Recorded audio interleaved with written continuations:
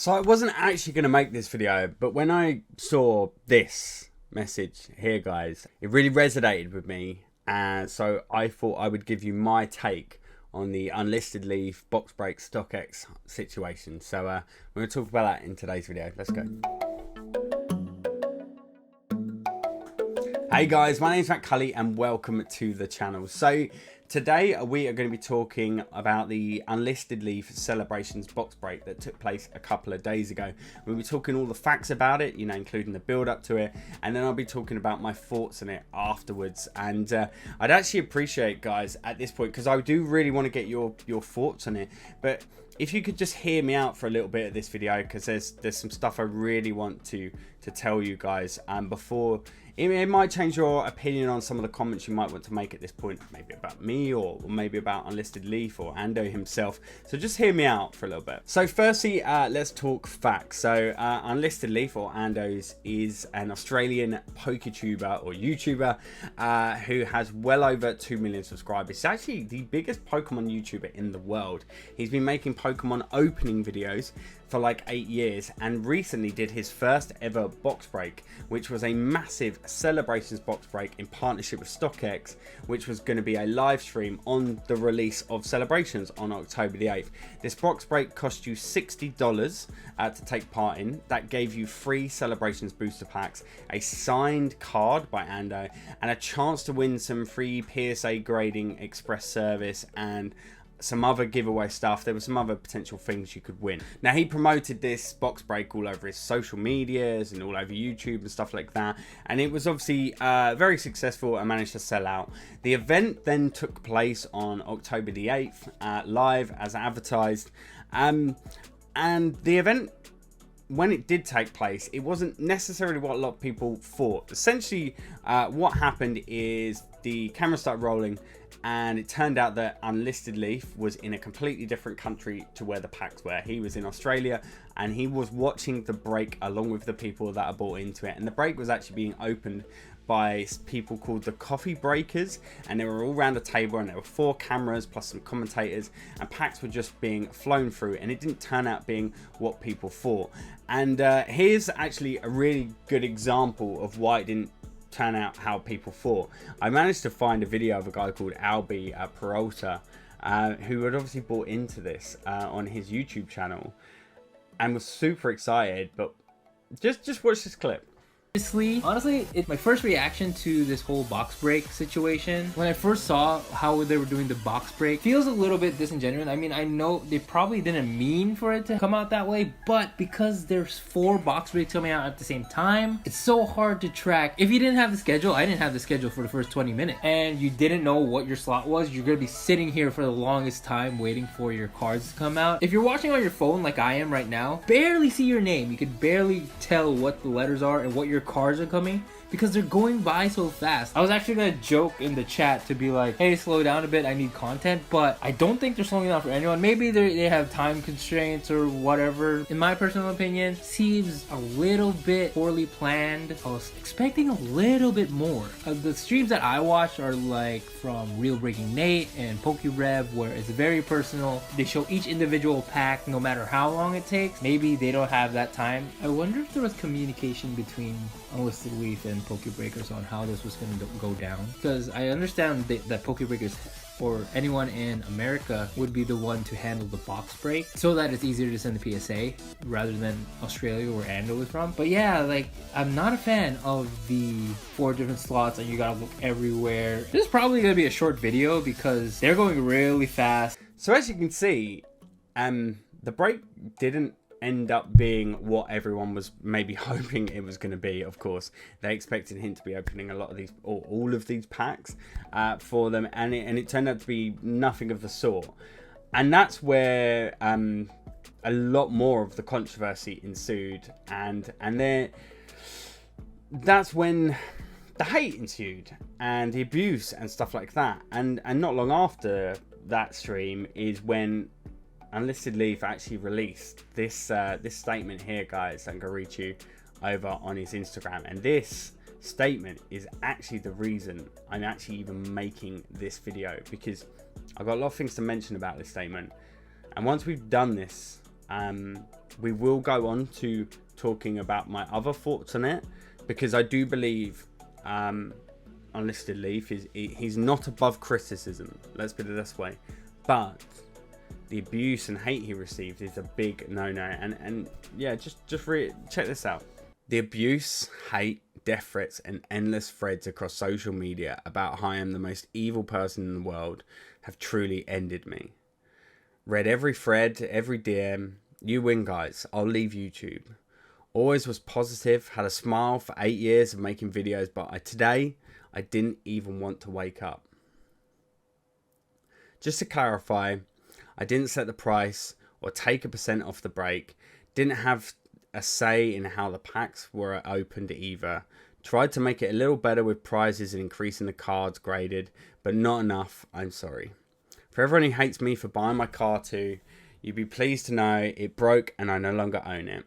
Loved every minute of making fun Pokemon videos, but being degraded every day as a human has really destroyed me. Keep gaming, and goodbye.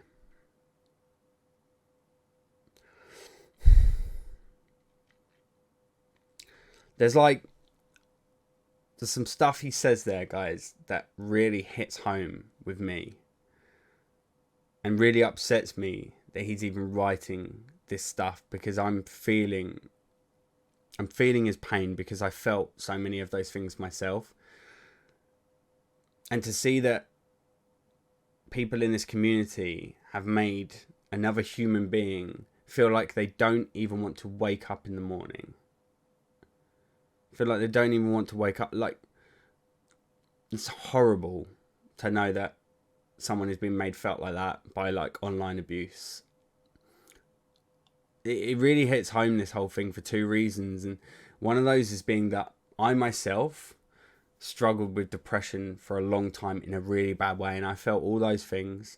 I remember curling up under my bed, crying, shaking, panic attacks. I remember just not feeling like a strong person around my eldest son when he was born and stuff, and not feeling good enough to like be his dad, and feeling, super depressed and like I wasn't in the right place and everything. And I know what depression and anxiety really feels like. And it actually wasn't until I started this channel that I really even got over my depression and anxiety, and I really moved past it. This channel saved me from that, and Pokemon saved me from that. So when I see that Pokemon is causing someone to feel that way, it really upsets and angers me, because to me, Pokemon is about positivity. And for someone to feel that way,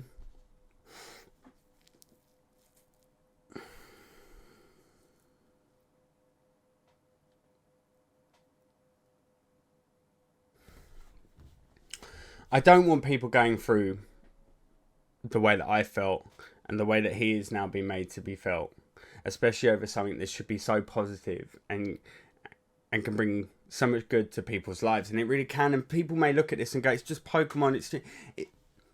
It's not. It's so much more than that. It's a community. It's stuff. I've made amazing friends from having Pokemon. I've done so much. I've improved my life in so many ways from it. And it can be such a great place. But to know that he's going through this, it generally really does upset me.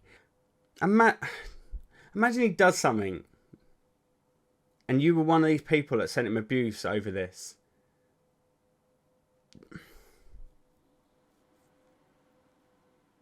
We need to respect one another, guys, and to abuse people online, no matter how big or small, strong or tough, or weak or thin, or how much money they have or anything like that, because they're a celebrity, doesn't mean they're immune to the way and the words and things you say. It doesn't mean they're immune to them hurting and making them feel in a certain way. And words can be extremely powerful for good and for bad.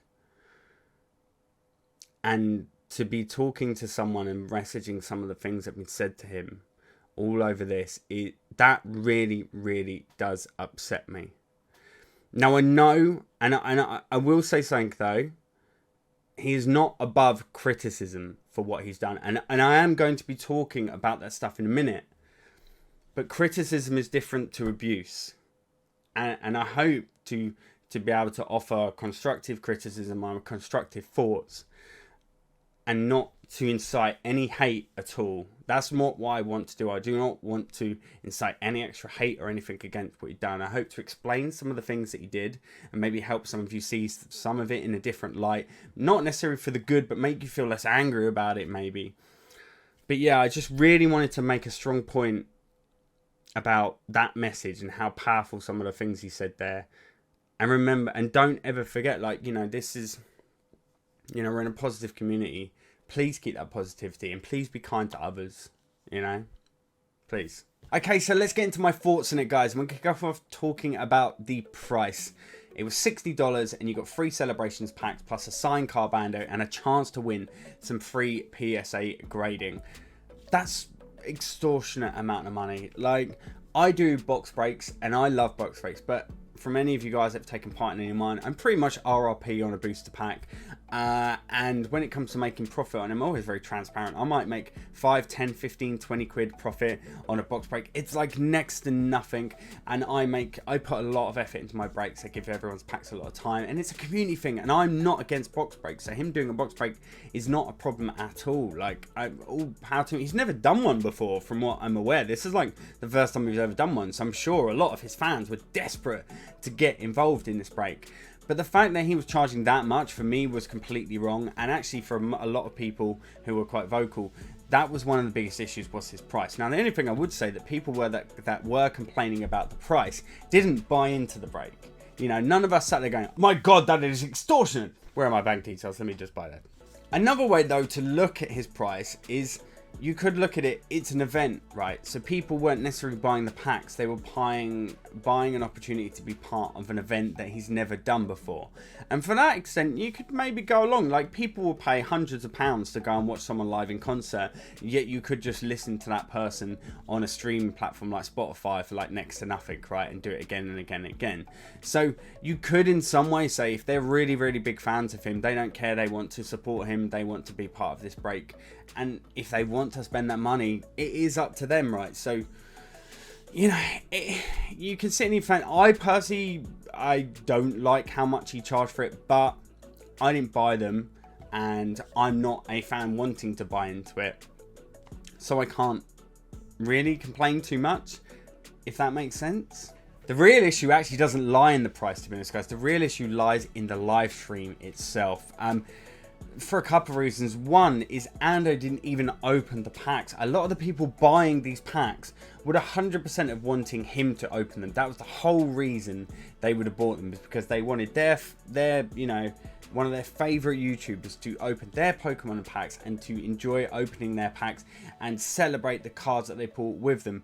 And that never happened. And a lot of people, pretty much everyone, because I've not heard a single person say otherwise, actually, everyone believed he was opening their packs. And the moment it realized he wasn't, that was one of the biggest letdown. The other letdown was the fact that the treatment of the cards, these group of people called the coffee breakers were opening the cards, and they had loads of cameras on the go at the same time, really zoomed out. No one knew when their cards were reopening, and sometimes they never even saw their card. Like, literally, when you look at it, it was like one or two. Like, you could, oh my, I couldn't believe some of the clips I saw of how they went through the packs. It was honestly really bad, and that's where the real issue lies, guys. The real issue actually lies in the break itself. I think the price is actually pretty irrelevant, because people who bought that were clearly happy to pay that amount of money to take part in that break.